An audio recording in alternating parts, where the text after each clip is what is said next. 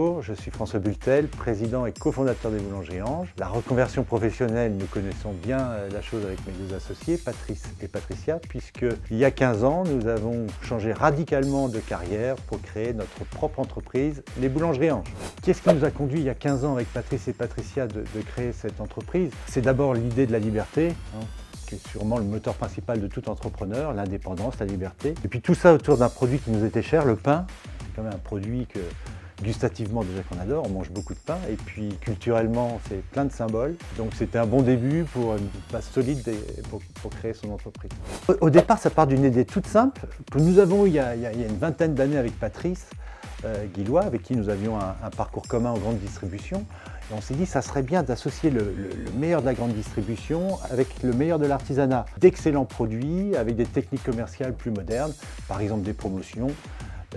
Et on a lancé ça il y a 15 ans, et c'est, je crois, ce qui explique dès le départ le beau succès que nous avons rencontré.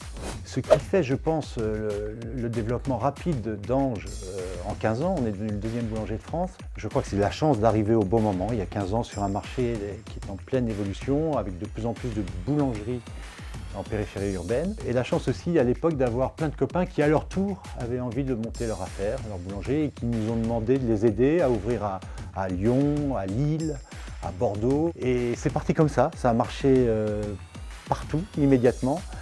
Et on s'est dit, tiens là on tient un truc et on va ouvrir, pas seulement à des copains, mais la possibilité à d'autres entrepreneurs de devenir franchisés Ange. Et c'est né comme ça, avec un développement assez rapide partout sur le territoire.